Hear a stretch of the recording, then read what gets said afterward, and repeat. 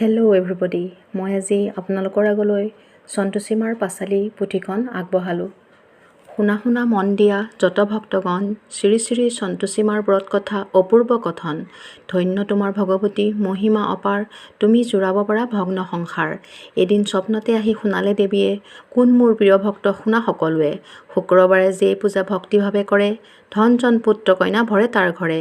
মোৰ এই ব্ৰতক যদি কৰে উপহাস, অচিৰতে হ'ব তাৰ সকলোবোৰ নাশ। যে এই ব্ৰত কথা প্ৰচাৰ কৰিব, জনমে জনমে তেওঁ মনুষ্যহে হ'ব। যে এই ব্ৰত কথা কৰিব প্ৰচাৰ, জনমে জনমে পাব মনুষ্যৰ ভাৰ।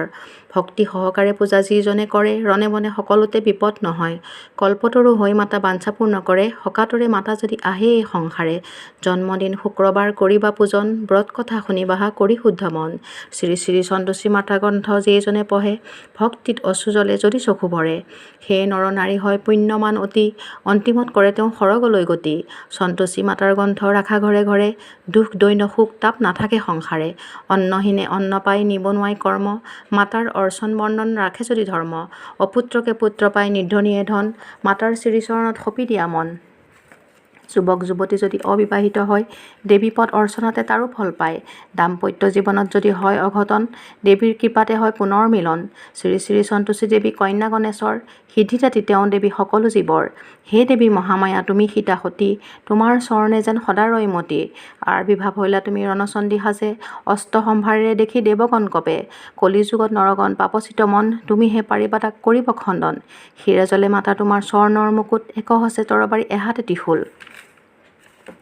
গলে জলে হেমহাৰ কৰ্ণত কুণ্ডল, চাৰি হস্তে ভিষ্ণুৰূপ ভক্তৰ মংগল। ক্ষুধাতুৰক দিছা মাতা এহাতে তণ্ডুল, উদ্ধাৰিছা তুমি মাতি বিপদ সংকুল। অভয় প্ৰদান কৰি সৰ্বতা ভৰা, সৰ্ব বিপদৰ পৰা তুমি মুক্ত কৰা। তুমি জ্ঞান তুমি ধ্যান হৈ পৰকাল, তোমাৰ মাহাত্ম্য মাতা ৰব চিৰকাল।